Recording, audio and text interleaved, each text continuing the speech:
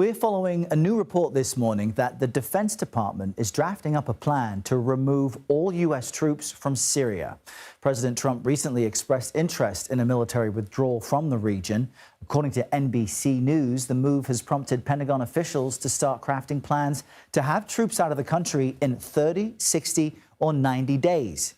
CBS News senior national security correspondent Charlie D'Agata joins us now from Washington for more on this. Charlie, I'm sure the Pentagon always has a plan of sorts ready, but what can you tell us about this development?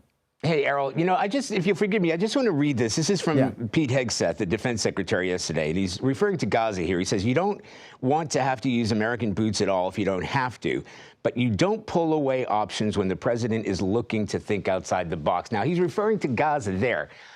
Moving on to Syria, President Trump has made clear he wants to pull those troops out. He says Syria is a mess, and more importantly, it's their mess. So when we spoke to our contacts, the Pentagon, they said, yes, there is a plan to pull U.S. troops out of Syria. There was been a plan in place since the moment they got into Syria. There are about 2,000 U.S. troops there, largely special forces. They're part of a larger operation called Operation Inherent Resolve, ostensibly there to tamp down any resurgent ISIS, but they have also been involved in sort of Iranian-backed militias through Syria, and that has only, the tempo has only increased since the fall of the Assad regime. So they have been very dynamic, very active. It's in a region we call CENTCOM. There have been a number of airstrikes inside Syria itself. So it will certainly change the playing field in a place that's already volatile. And remind us the state of play in that playing field. What entity is in charge of Syria, and what impact would a U.S. withdrawal have on the relationship with the U.S. and the entire region?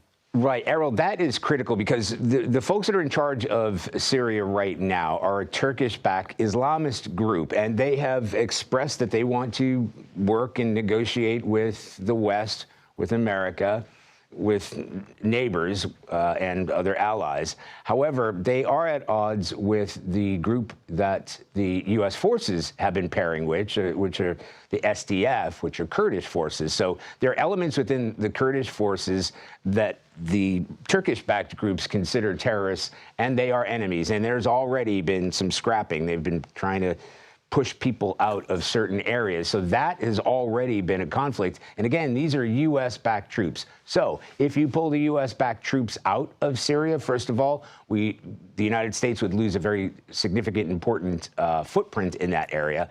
But we would also be abandoning the Kurdish forces that are there, and it helped in the defeat of ISIS and have helped in this enduring defeat of ISIS, which is what Operation Inherent Resolve is all about. Important reminders and context there. Charlie, we appreciate that. Thank you. Thanks, Errol.